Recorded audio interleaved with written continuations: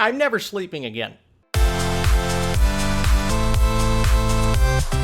What is up, Flick fans, and welcome back to my channel. I just watched Hereditary, and I'm sorry I'm not in front of my green screen like I usually am. I chose the couch today because we're doing some shuffling, and I don't want to get all of the stuff out. Frankly, I'm too lazy to set it all up right now, but you know what? The couch is comfortable. I'm comfortable. Let's do this. And I'm so excited to talk about this movie. It's been one of my most anticipated movies/horror films of the year. I love A24. I'm a huge fan. This weekend, I will be ranking the A24 films. Not all of them, just my top 10. Be on the lookout for that, but right now we are talking Hereditary. If you guys have never watched a review of mine, I like to talk about the good, the bad, and then give you my score. Let's talk about the good.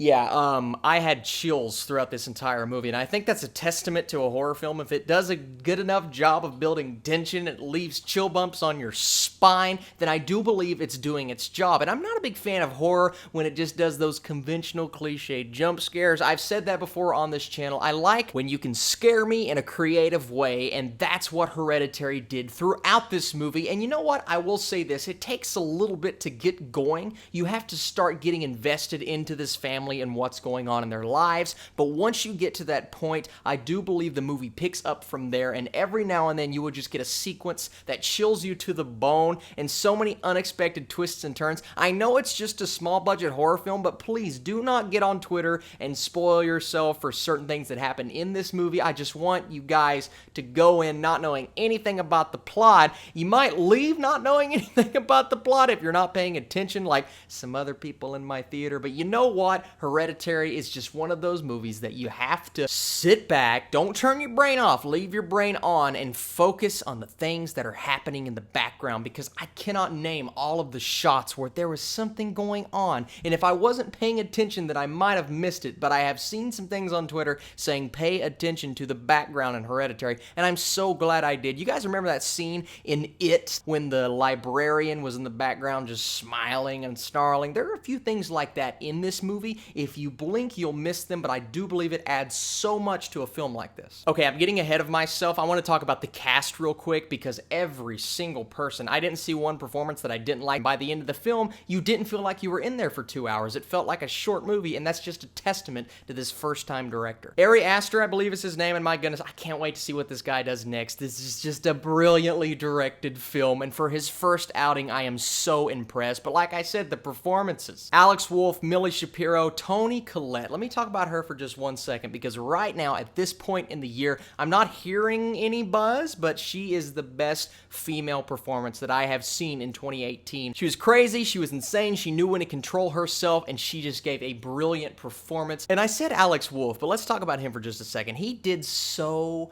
dang well in this movie. I was not expecting that kind of performance, but he really gave it everything he had. His facial expressions, the way that he walked, everything about his movement was just on point. He is not a part of the Naked Brothers band like he used to be. This guy is an actor, and he blew me away. Like I said, the plot, it takes a little bit to get going, but once it does, I believe you're going to be locked in, no matter if you're just a casual audience member or if you're someone who is a huge fan of A24. I do believe this is a plot and a storyline that will engage you. Even if you don't have all of the answers right at that moment, you are intrigued as to what is going to happen next. Just the performances mixed with that, I do believe gives us a very good movie. Now, what makes this movie great is the cinematography and the shot selection mixed with the score.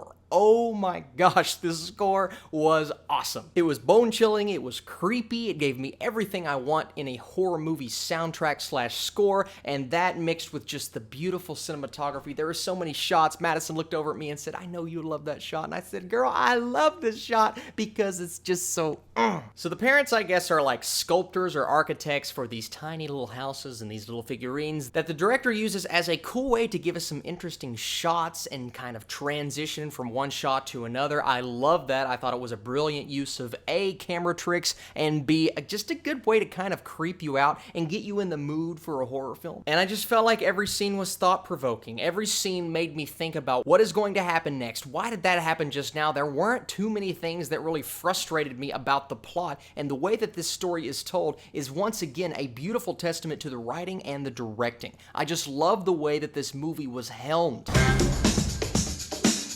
If we're talking negatives, and I'm not going to chalk this up as something that was definitely horrible, but there were people laughing in the theater at times when I don't think there should have been laughter. A couple of moments when maybe Alex Wolff's character was crying or somebody on screen was doing something, and instead of tension being built, the audience was kind of giggling, and I'm like, okay, I understand why they're laughing, because some of it was kind of funny, and maybe that's what the director was going for. He made us laugh here and be scared 10 seconds later. There was one scene in particular that gave you a lot of exposition, and it didn't bother me too much because I do believe it's something that was needed. I just wish they could have done it in a better way. There's a use of books locked up and photography elements that are used to kind of give you a lot of information at once, and I don't think that was used to the full effect that it could have been. It kept this movie from being absolutely perfection, because I don't like when films give you a lot of exposition. Just a minor quip, and it was only really one or two scenes in the movie, but those one or two scenes I remember as, oh,